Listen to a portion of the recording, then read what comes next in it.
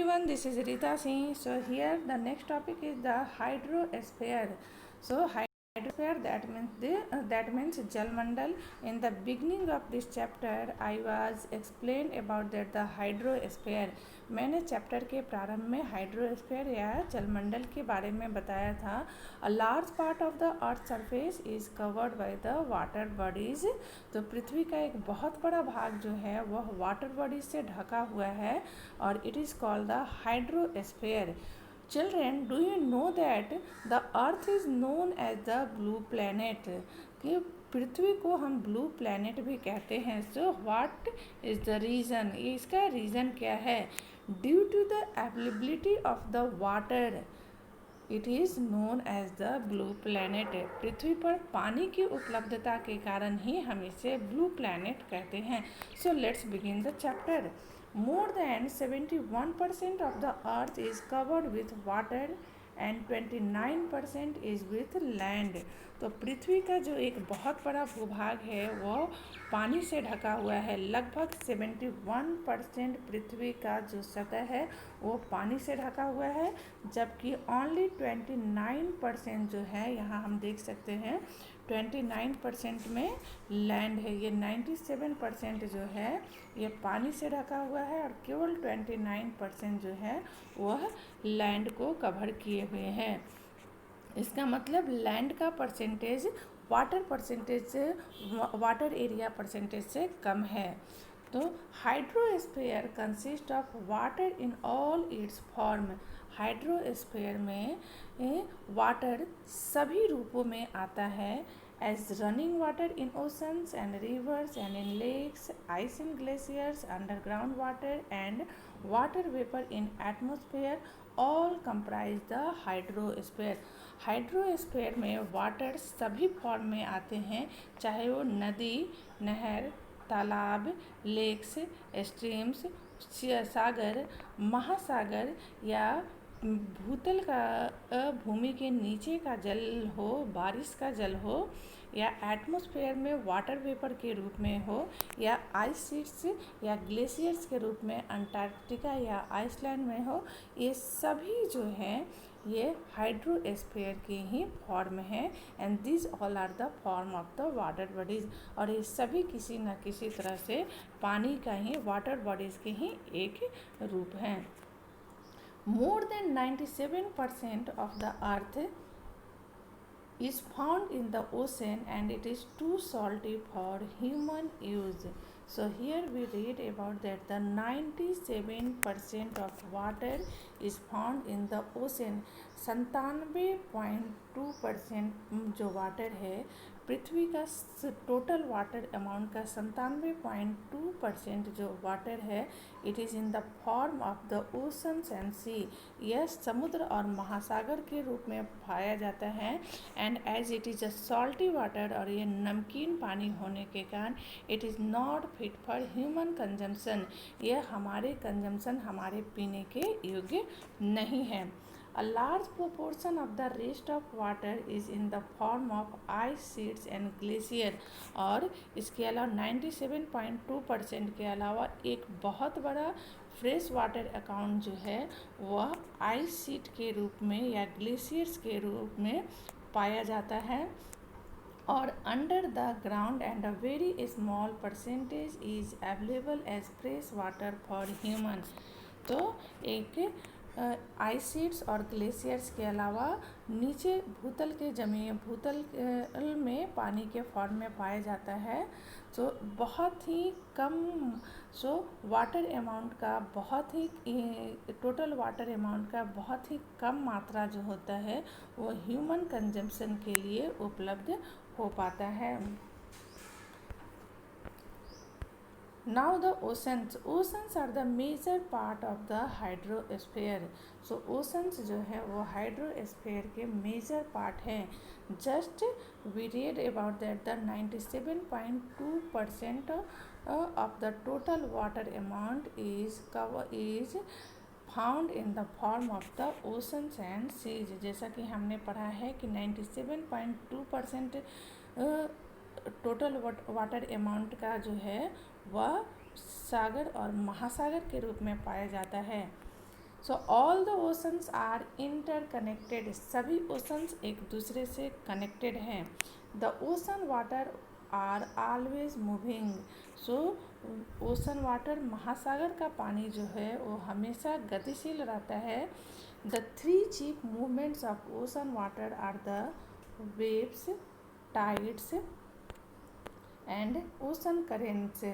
सो महासागरों का पानी हमेशा गतिशील रहता है और इसी कारण इसका मूवमेंट को 3 भागों में बांटा गया है और इस मूवमेंट को कहते हैं वेव, टाइड और ocean currents. The 4 major oceans are the Pacific ocean, Atlantic ocean, Indian ocean and the Arctic ocean in order of their size. अपने साइज के हिसाब से जो 4 ओशन सबसे मुख्य ओशन है या महासागर है, इनमें है Indian ocean, Arctic ocean, Atlantic ocean और पैसिफिक ओशन। पैसिफिक ओशन को हम प्रशांत महासागर के नाम से भी जानते हैं और इंडियन ओशन को हिंद महासागर के नाम से भी जानते हैं। The Pacific Ocean is the largest ocean, सभी ओशंस में जो सबसे बड़ा ओशन है वो है Pacific ocean. It is spread over 1/3 of the earth, और यह जो है पृथ्वी का 1/3 भाग को घेरे हुए है। Mariana trench, the deepest part of the earth, lies under the Pacific ocean, और पृथ्वी का जो सबसे डीपेस्ट भाग है, सबसे गहरा गर्त है, जिसे कि हम मारियाना ट्रेंच कहते हैं, यह पैसिफिक ओशन में ही पाया जाता है या पैसिफिक ओशन में ही स्थित है। The Pacific Ocean is circular in shape, Pacific Ocean की आकृति सर्कुलर शेप में है।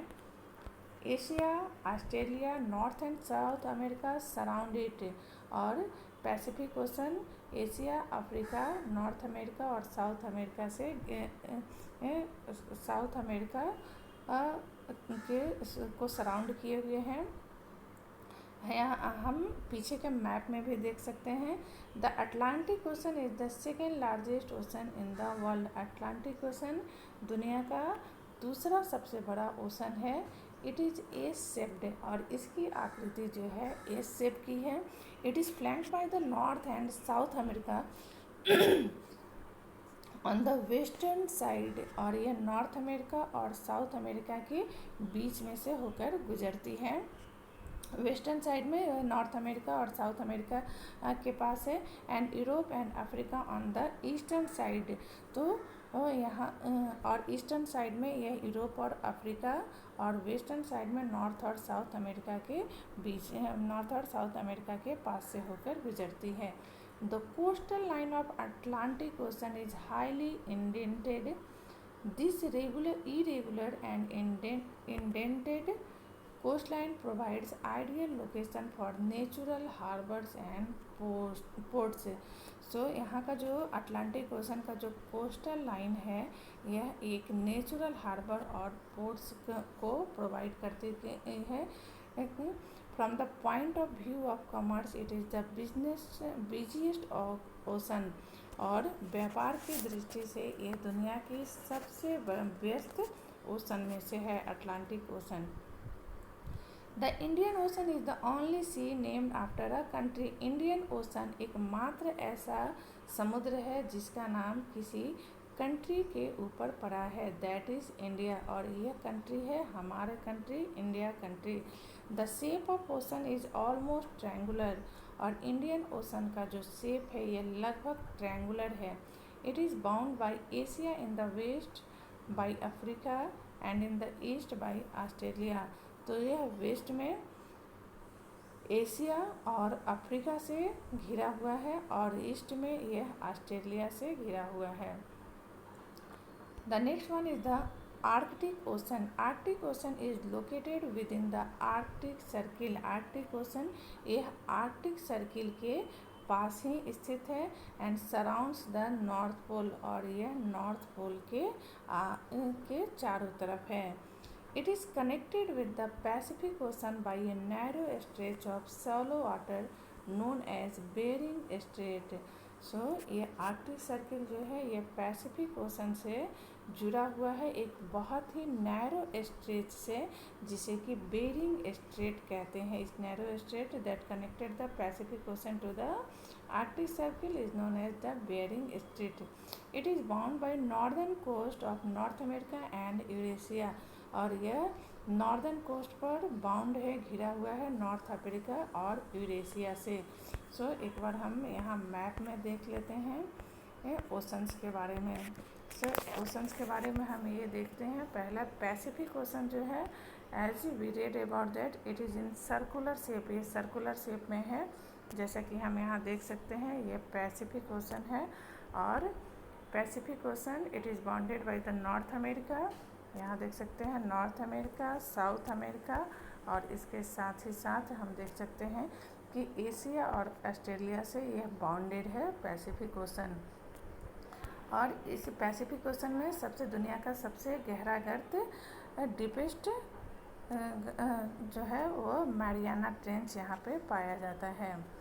अब हम देखते हैं Atlantic ocean. It is the busiest ocean. Atlantic ocean जो है यह बिजिएस्ट ओशन है। तो अटलांटिक ओशन को हम देख सकते हैं बिजिएस्ट ओशन, और we can see that it is in the shape of the S, और अटलांटिक ओशन एस शेप में है। और यहाँ हम देख सकते हैं कि Atlantic ocean North America, South America, Europe और अफ्रीका के बीच से होकर गुजरती है। यहाँ ये फ्लो कर रही है अटलांटिक ओशन। सो ये बाउंडेड है वेस्ट साइड में नॉर्थ अमेरिका और साउथ अमेरिका से, और ईस्ट साइड में यूरोप और अफ्रीका से।